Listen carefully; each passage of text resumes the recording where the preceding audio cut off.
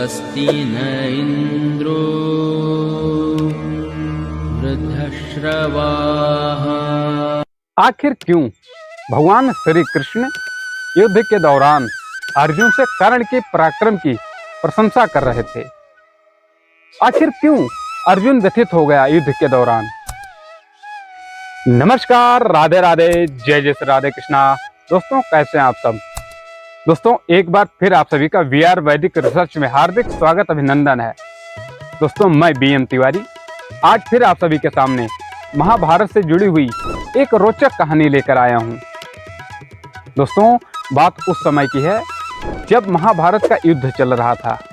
अर्जुन और कर्ण आमने सामने थे।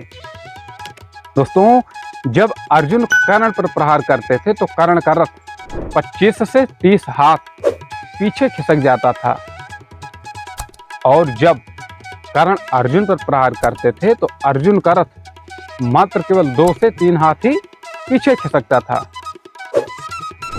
लेकिन उस पर विराजमान भगवान श्री कृष्ण कर्ण की ही प्रशंसा किए जा रहे थे।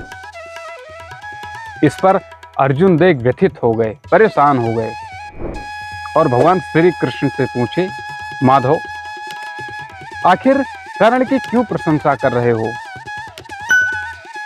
जब मैं बाण छोड़ता हूं, जब मैं प्रहार करता हूं कर्ण पर, तो कर्ण का रथ 25 से 30 हाथ पीछे खिसक जाता है, और जब कर्ण प्रहार करता है हमारे ऊपर तो हमारा रथ केवल 2 से 3 हाथ ही पीछे खिसक पाता है।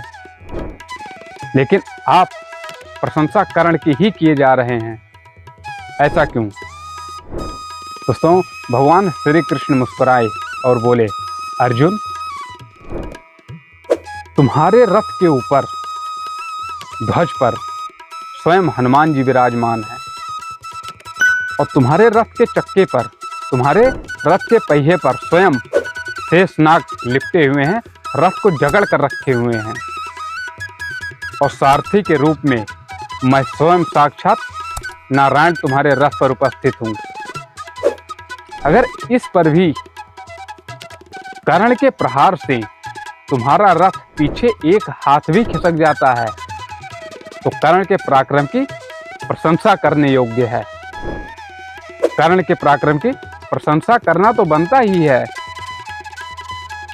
दोस्तों, ऐसा कहा जाता है, महाभारत युद्ध समाप्त होने के बाद भगवान श्री कृष्ण अर्जुन का रथ लेकर एक सुनसान जगह पर गए, और वहां सबसे पहले अर्जुन को रथ से नीचे उतरने के लिए कहे। अर्जुन रथ से उतर गए। उसके बाद स्वयं भगवान श्री कृष्ण उतरे। भगवान के रथ से उतरते ही रथ जलकर भस्म हो गया। दोस्तों, रथ तो उसी समय जलकर भस्म हो गया था जब कर्ण रथ पर प्रहार कर रहा था, लेकिन स्वयं साक्षात नारायण उस रथ पर विराजमान थे। स्वयं साक्षात नारायण उस रथ पर विराजमान थे, इसलिए रथ चल रहा था। अब तक अर्जुन समझ गया था। अर्जुन को सारी बातें समझ में आ गई थी।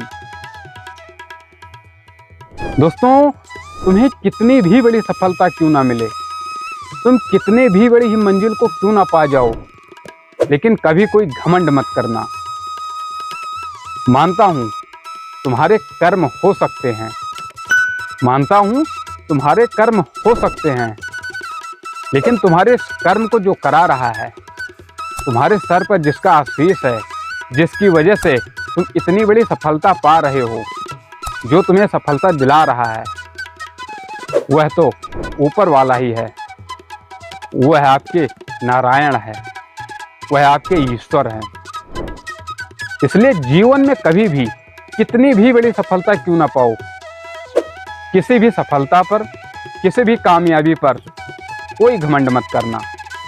बस सब कुछ उसी नारायण पर, उन्हीं प्रभु पर सौंप देना। प्रभु, जो कुछ था तुम्हारा था, जो कुछ है तुम्हारा है, तुम्हारी ही वजह से आज मैं ये सफलता पाया हूँ, और आगे भी सफलता पाता ही रहूँगा। दोस्तों, कमेंट में अपनी राय जरूर दें और राधे राधे लिखना ना भूलें। राधे राधे।